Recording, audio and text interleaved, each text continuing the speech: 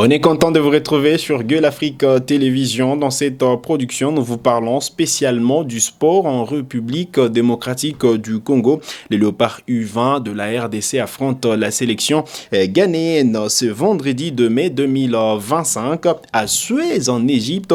C'est à l'occasion de la première journée de la phase de groupe de la 24e édition de la CAN de moins de 20 ans. Comment les fauves congolais comptent aborder cette rencontre? Suivez la réaction du sélectionneur national Guy Boukassa. On s'est préparé pour ce match. C'est un match important, bien qu'il n'est pas encore décisif par rapport à la suite de la compétition. On va l'aborder avec tout le sérieux possible, avec beaucoup d'humilité, dans l'espoir justement de faire un bon résultat et d'honorer la République. Je disais, le Ghana est un habitué de ce niveau de compétition en jeunes. C'est une équipe très régulière et qui a même été championne du monde dans la catégorie. Donc nous, on ne fait que revenir à ce niveau de compétition. Nous leur devons le respect qu'ils méritent. Mais après, nous sommes là pour se faire respecter et faire le maximum de bonnes performances possibles.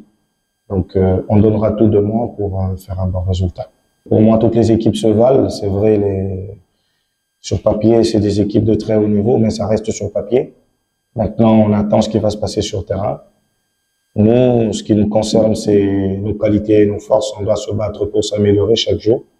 C'est donc pas le moment pour nous de parler des adversaires. On en parlera après les matchs. Gagner ce premier match pour se mettre à l'abri avant la deuxième journée. Voilà l'objectif des Léopards U20 de la RDC. Suivez ici la réaction en conférence de presse d'avant-match du gardien de but congolais, Yohan Bopaka, qui est conscient des enjeux avant cette rencontre. Tu l'as dit, le Ghana, c'est une équipe qui est habituée à ce genre de compétition. Nous, on revient. Mais on s'est préparé pour ça. C'est un match pas décisif, mais particulièrement important. C'est l'entame de la compétition. Donc, on a à cœur de venir et de nous faire respecter dès le premier match et notre retour à la CAN U20. Moi et tous mes coéquipiers, on aborde ce match avec beaucoup, pas d'impatience, mais on a hâte de rentrer dans la compétition. On s'est préparé depuis un moment. Ça fait un moment qu'on en parle, de stage en stage. Donc, on est tous excités à l'idée de jouer ce match. Aucun stress parce que on connaît nos qualités, on a travaillé. Donc, aucun stress et beaucoup d'excitation à l'idée de commencer cette compétition. RDC vice Ghana, match de la première journée du groupe F de cette 24e édition de la Coupe d'Afrique des Nations de moins de 20 ans. Match à suivre à partir des 19h heure de Kinshasa, 20h heure de la partie orientale de la RDC. On devrait suivre en live sur les réseaux sociaux, du moins sur le compte, sur la chaîne YouTube de la CAF. Voilà, à partir des 19h de Kinshasa sur CAF Télévision, sur YouTube, on devrait avoir donc les images en direct de cette rencontre qui va opposer la République démocratique du Congo contre le Ghana. Un match qu'il faudra gagner pour justement arriver à la deuxième journée avec beaucoup plus de confiance. Faut rappeler que lors de la deuxième journée, les Léopards U20 de la RDC affronteront la République centrafricaine. Ce sera ça sera le 5 mai prochain, le lundi prochain, alors que la RDC jouera le Sénégal le jeudi 8 mai. Ce sera à partir des 17h. Les deux rencontres suivantes de la RDC, ce sera à partir des 17h, alors que voilà, pour le match de ce soir, c'est évidemment à 19h de Kinshasa, 20h heure de la partie orientale de la RDC. On va avec quel joueur les fauves congolais, avec quel joueur la sélection nationale congolaise va devoir se présenter à cette Coupe d'Afrique des Nations? Est-ce que les chances sont du côté de la RDC pour justement arriver à gagner les trophées ou mieux se qualifier qualifier à la prochaine Coupe du Monde, eh bien, il y a une liste qui a déjà été rendue publique par le staff technique. On retrouve Ryan Toutou du RC Strasbourg Alsace B, Uchudi Ike du cercle sportif Don Bosco et Johan Bopaka du FC Bâle en Suisse qui était en conférence de presse avec Guy Boukassa. Côté défenseur, on retrouve Merdi Palato du FC Sochaux U20, Dieu Kalonji des Célestes FC, Cédric Saloumou de l'AS Dauphin Noir, David Mukondila du tout-puissant Les Anges, Daniel Chilanda de l'Union Saint-Gilloise, voilà, il s'agit de l'équipe U23 de l'Union Saint-Gilloise, Frédéric Eufouélé de Toulouse FC, Eugène Idumbo du FC Les Aigles du Congo, Landry Soko du FC Les Aigles du Congo. Et côté milieu des terrains, il y a Dieu Lukombe des Vita Club, Kevin Makoko des V Club, Honoré Bayanguissa du FC Sochaux, Jules Aoka de l'AC Normand, Grady Katungulu des Anges Verts, Noah Makanza des Jong Malines, il y a également Messi Manitou de Amiens en France. Côté attaquant, on retrouve Ibrahim Matobo du FC Les Aigles du Congo, Meshak Chimanga du cercle sportif Don Bosco, Tony Talassi des Anges Verts, Faverdi Bangeli de Mazembe, Isaac Lufuku de Caen et enfin Samuel Ntanda des Sampdoria en Italie. Voilà donc la liste complète des joueurs qui vont porter haut les couleurs de la République démocratique du Congo à cette 24e édition de la Coupe d'Afrique des Nations de moins de 20 ans. J'y rappelle les adversaires de Fauves Congolais en phase des groupes. Voilà, aujourd'hui c'est le Ghana. Le lundi, la RDC affrontera la République centrafricaine. Ensuite, le jeudi 8 mai prochain, la bande à Guy Boukassa se mesurera au tenant du titre, le Sénégal. Voilà l'essentiel à retenir en ce qui concerne cette Coupe d'Afrique des Nations de moins de 20 ans qui se poursuit du côté de l'Égypte. Et ces rencontres, pour précision, se joueront au stade des Suez. Et donc, le groupe C est basé à Suez et l'équipe chère à Guy Boukassa est à Suez depuis quelques jours.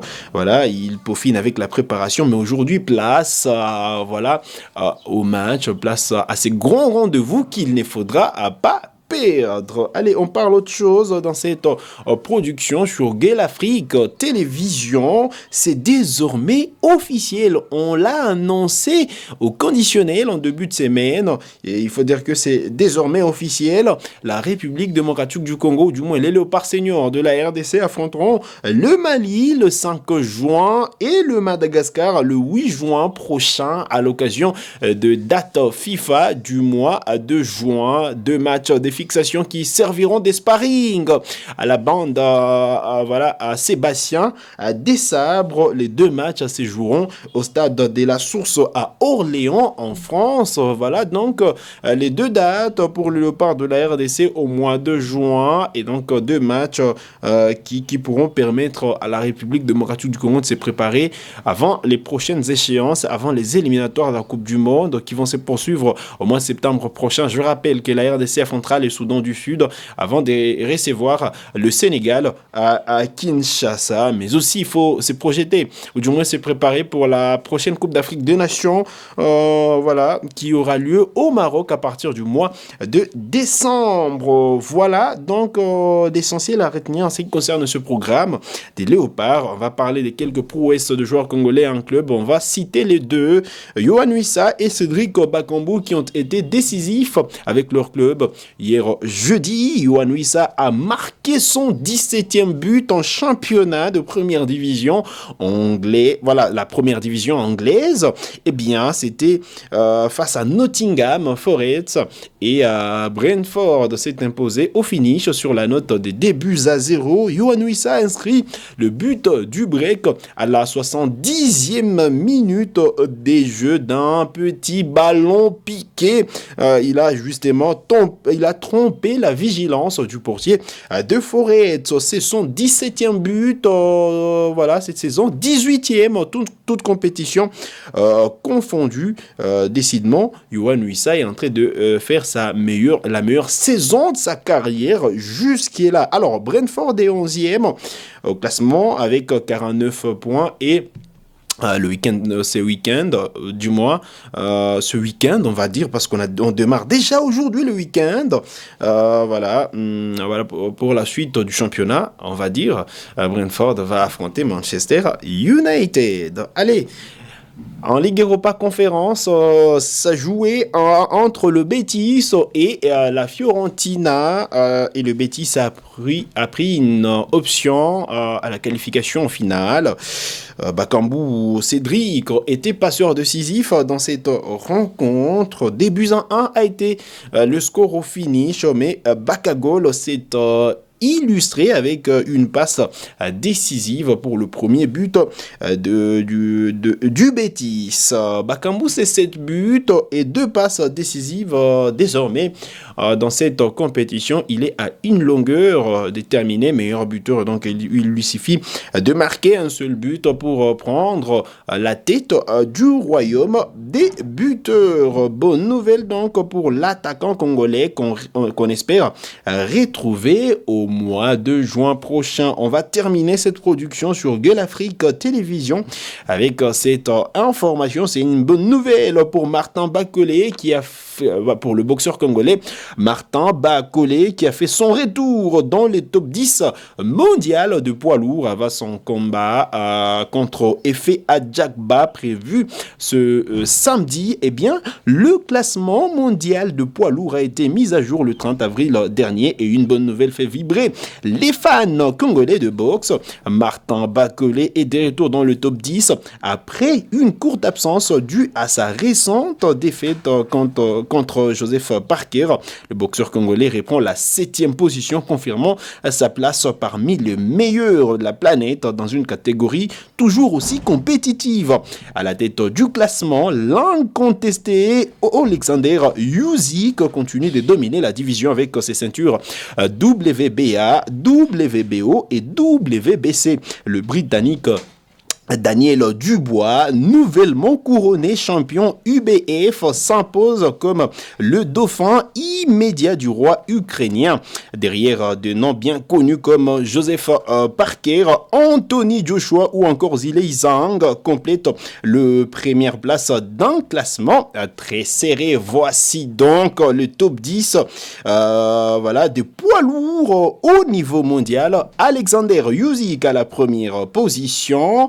Eh bien, Daniel Dubois, Joseph Parker, Ajit Kabayele, Anthony Joshua, Zilei Zhang, Philippe Gourvic, Martin Bacolé, Michael Hunter, Fabio Wardley et Justice Uni. Alexander Usyk est donc en tête de ces classements. Voilà, donc l'essentiel à retenir. On rappelle quand même la date de ces combats qui attend Martin Bacolé ce samedi 3 mai 2025. Il faut dire que l'APZ a eu lieu hier, suivi de la conférence de presse d'avant combat. Martin Bacolé, décontracté et déterminé, espère arracher une victoire ou du moins se refaire la santé après sa dernière défaite contre Joseph Parker.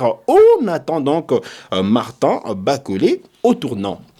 Voilà donc l'essentiel de cette nouvelle production sur Gueule Afrique Télévision. Vous avez des questions, laissez-les nous en commentaire. On se fera le plaisir de discuter directement avec vous. Vous êtes nouveau ou nouvelle à la chaîne, cliquez sur s'abonner, activez la cloche des notifications pour ne manquer aucune de nos prochaines publications. Likez cette vidéo si elle vous a plu et merci de nous avoir suivis.